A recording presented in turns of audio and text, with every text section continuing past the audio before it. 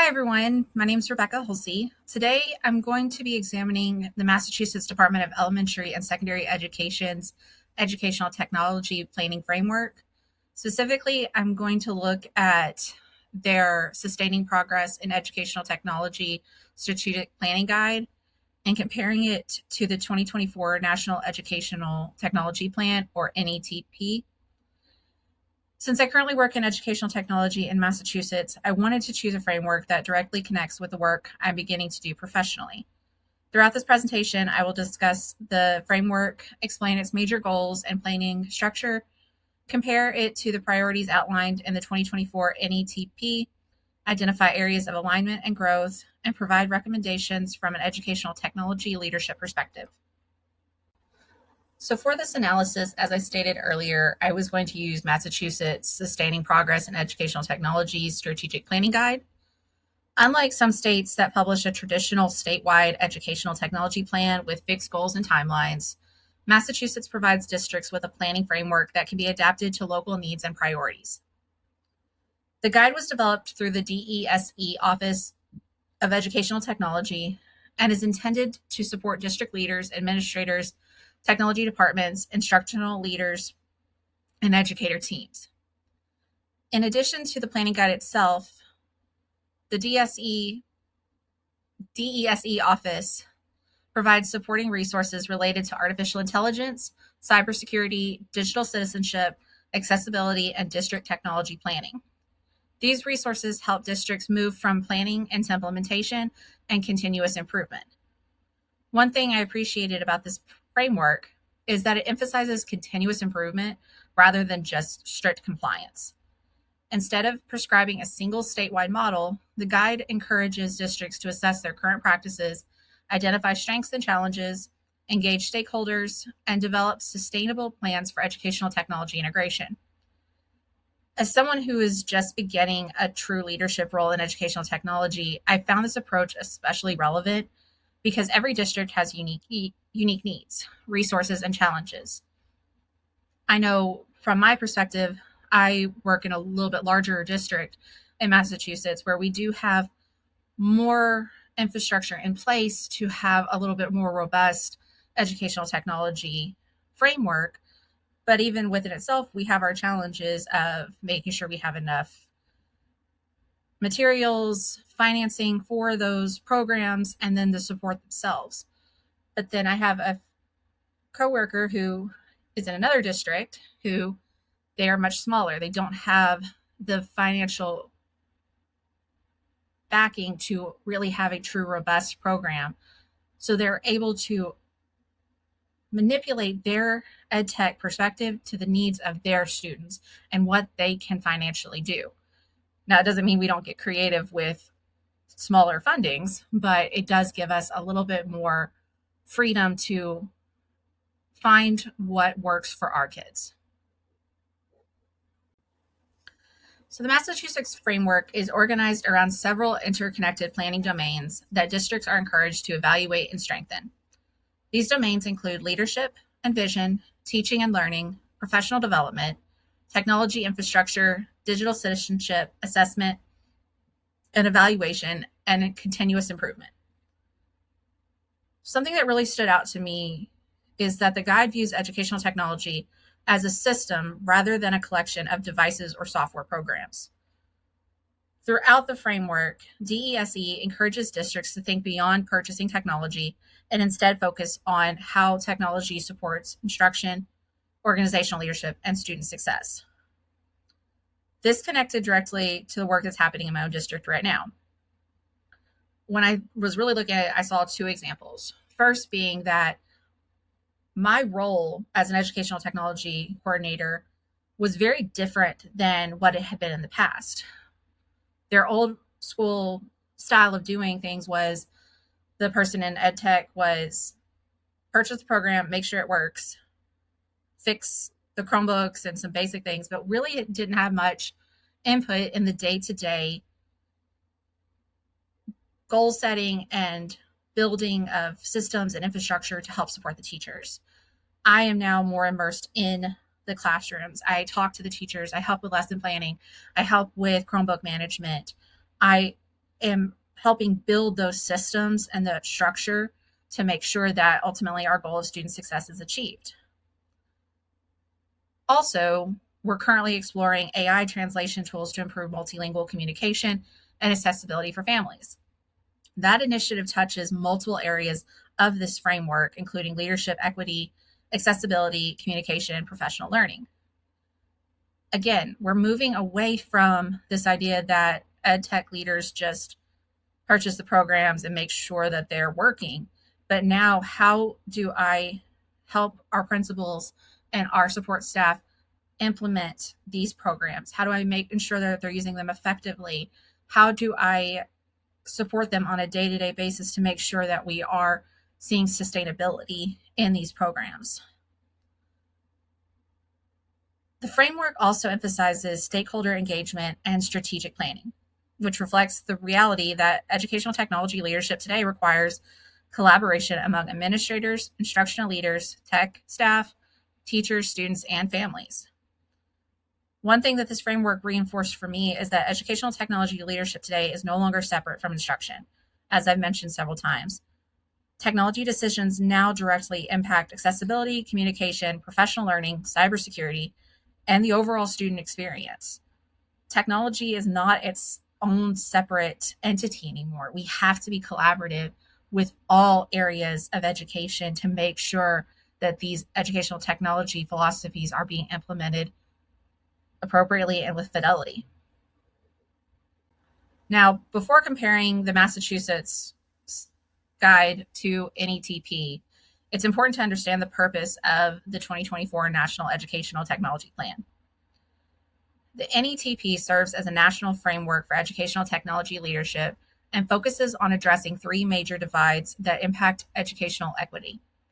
The first is the digital access divide, which focuses on ensuring learners have equitable access to devices, internet connectivity, and technical support. The second is the digital design divide, which focuses on whether educators have opportunities to design meaningful learning experiences and receive the support necessary to implement technology effectively. The third is the digital use divide, which focuses on how technology is actually used and whether students are engaging in authentic, student-centered learning experiences. The NETP emphasizes that educational technology is not simply about providing devices. Instead, it's about creating equitable opportunities for meaningful learning and student success. Overall, I feel like Massachusetts guide demonstrates strong alignment with all three NETP divides. First, the framework aligns closely with the digital access divide through its emphasis on technology infrastructure, equitable access, assistive technologies, and digital resources. Secondly, Massachusetts addresses the digital design divide through its focus on professional development, instructional planning, and ongoing educator support.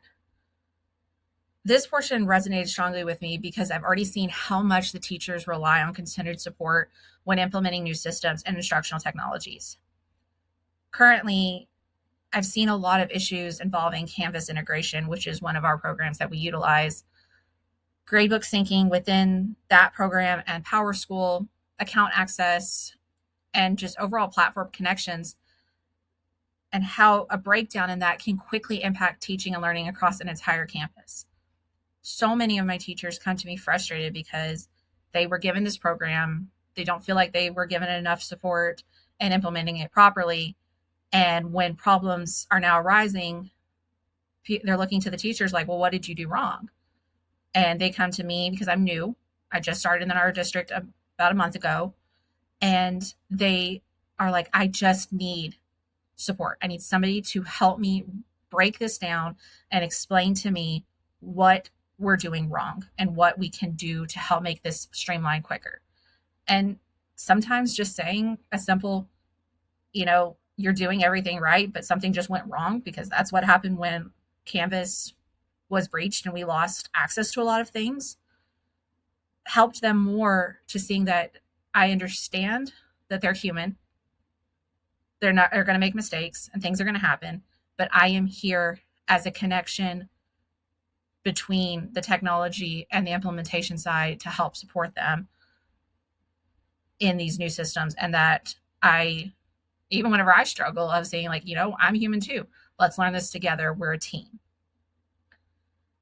Finally, the framework also aligns with digital use divide by encouraging meaningful student-centered technology integration that supports collaboration, communication, and deeper learning. What I found particularly interesting is that many of the planning domains identified in the Massachusetts Guide naturally aligned with the three NETP divides. For example, technology infrastructure supports digital access divide, professional development supports digital design, and teaching and learning practices support digital use. One of the greatest strengths of both frameworks is that they move beyond viewing technology as simply hardware and instead focuses on meaningful learning experiences, which will just make sure that our kids are getting everything that they need from their educational experiences. Although the Massachusetts Guide does demonstrate strong alignment with NETP, there are still several areas for growth. The first area is within artificial intelligence.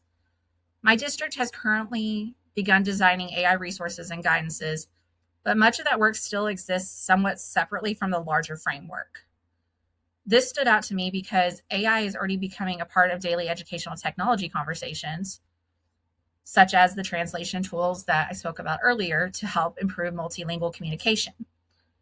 Because of that work, I believe AI planning and accessibility planning are becoming increasingly interconnected responsibilities for educational technology leaders, and trying to make sure that leaders in other areas of education understand the importance of having those conversations with technology is going to be a big, I don't want to say struggle, but we are going to have to bridge a gap that's not been previously seen. Technology, at least from my experience, has been almost like a little stepchild department, and nobody really thinks that they need to be around until something breaks.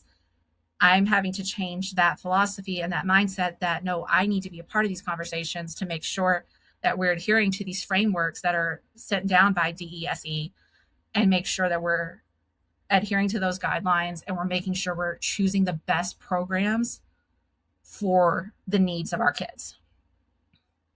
Another area for growth, I believe, involves measurable implementation benchmarks. The framework includes strong priorities, but there are fewer clearly defined accountability measures than some traditional statewide technology plans. Cybersecurity could also be more deeply embedded throughout the framework, as educational technology leaders must balance innovation with data privacy and operational security. And the more technology is created and the more advanced we get with these, the more issues with data privacy and breaches that we deal with. I've already seen how quickly technology disruptions can affect instruction, and issues involving account access, platform integrations, and these digital systems can quickly break down a system that does not have backups in place. Finally, accessibility expectations could become more explicit, particularly regarding multilingual access, ADA compliance, and universal design principles. One tension I noticed throughout the framework is the balance between flexibility and accountability. Massachusetts gives districts significant autonomy, which encourages innovation, but it can also create challenges related to consistency and measurement when we are having to adhere to civil rights guidelines and new ADA compliance laws. So based on my analysis, I would recommend several updates to strengthen the Massachusetts framework, or at least to help reinforce the ideas within my own district. First of all would be AI guidance should be more integrated into statewide educational technology planning.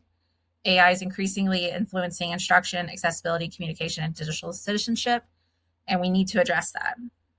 Second, cybersecurity expectations should continue expanding alongside instructional technology initiatives and should be encouraged in the classroom. I know one of the things I'm wanting to implement next year, particularly at my secondary school levels, is expectations of students of use of their devices. What's proper etiquette? What things should you share online? What things should you search online when you're on a school device? And kind of stabilizing those expectations. Third, I think Massachusetts could strengthen implementation by creating clearer benchmarks and self-assessment tools that help districts measure progress towards digital equity and technology integration goals, particularly with some of the new laws that are coming down on ADA and civil rights laws. Fourth, accessibility guidelines should become more explicit, particularly regarding multilingual access and assistive technologies. I would also continue to prioritize sustained professional learning. One thing I'm quickly learning is that successful implementation often depends less on the tool itself and more on whether educators feel supported using it. Finally, formal review cycles would help ensure the framework continues to evolve alongside emerging technologies and educational needs. These recommendations align closely with leadership priorities identified in the NETP, including equity, accessibility, cybersecurity, professional learning, and sustainable implementation. In conclusion, I think the Massachusetts Sustaining Progress in Educational Technology Framework does strongly align with the priorities outlined in the NETP plan. One of its greatest strengths is the equity-centered approach and its emphasis on meaningful technology integration rather than simply focusing on devices and hardware. I also believe that one of the strengths of the Massachusetts framework is that it treats educational technology as an ongoing process of improvement rather than just a one-time implementation effort. Technology is always changing, and staying up to date and current and flexible is going to be important. Ultimately, this philosophy aligns strongly with NETP's emphasis on creating sustainable and equitable learning opportunities. At the same time, emerging areas such as AI, cybersecurity, accessibility, and accountability systems create important opportunities for future growth. One thing this analysis, I believe, reinforced for me is that educational technology leadership today extends beyond simple management and really is about becoming a part of the overall process in all areas. That includes instructional leadership, accessibility, how we adhere to communication, emphasizing cybersecurity and management, and professional development for our teachers, and long-term strategic planning. Again, as someone who's just beginning this role, reviewing this framework helped me better understand how state-level planning connects directly to the day-to-day realities that districts are facing. Overall, Massachusetts demonstrates a thoughtful and modern approach to educational technology leadership that I feel aligns pretty well with the priorities identified at the federal level. And as educational technology continues to evolve, frameworks like this will help ensure that innovation remains connected to meaningful learning outcomes for all of our students. Thank you so much for listening. And if you have any questions, please let me know.